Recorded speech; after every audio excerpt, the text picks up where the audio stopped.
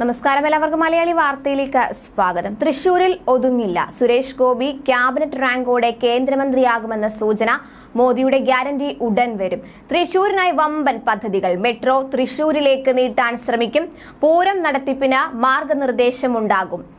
AIIMS കൊണ്ടുവരും. ആദ്യമായി ബി.ജെ.പിക്കായി ജയിപ്പിച്ച സുരേഷ് ഗോപിയെ ക്യാബിനറ്റ് റാങ്കോടെ കേന്ദ്രമന്ത്രിയാക്കുമെന്ന സൂചന. അതിനിടെ വമ്പൻ പദ്ധതികളാണ് തൃശൂരിലേക്കായി ഒരുങ്ങുന്നത്.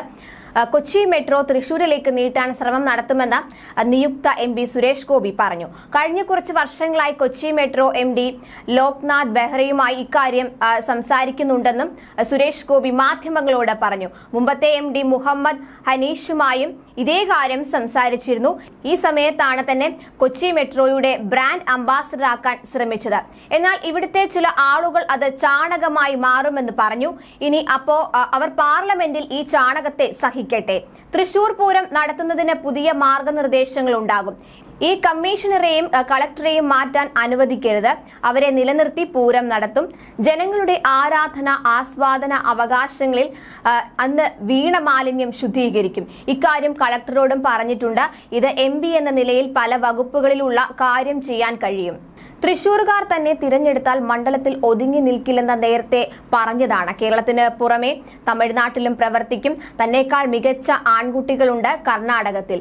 മണ്ണുത്തിയിൽ നിന്ന് ചങ്ങരംകുളം അല്ലെങ്കിൽ പൊന്നാനി റൂട്ടിലേക്ക് ബന്ധിപ്പിക്കുന്ന ഒരു ക്രോസ് കട്ട് റോഡ് എന്നത് സ്വപ്ന പദ്ധതിയാണെന്നും അദ്ദേഹം വ്യക്തമാക്കി. കേരളത്തിൽ നിന്ന് തിരഞ്ഞെടുക്കപ്പെട്ട ആദ്യ ബി.ജെ.പി. എം.പി. എന്ന നിലയിൽ ദില്ലിയിലേക്ക് പോകുന്നതിൽ അഭിമാനമുണ്ട്.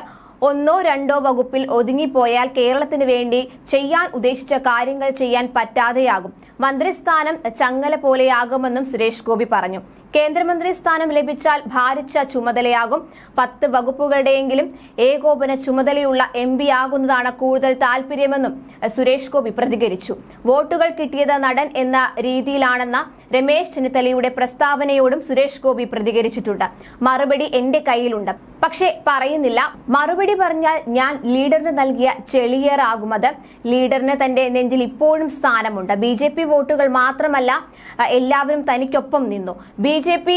തനിക്കായി അവിടെ മികച്ച പ്രവർത്തനം നടത്തിയെന്നും സുരേഷ് ഗോപി കൂട്ടിച്ചേർത്തു.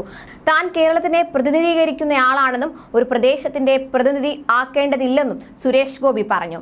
കേരളത്തിന് വേണ്ടിയാണ് പ്രവർത്തിക്കുക.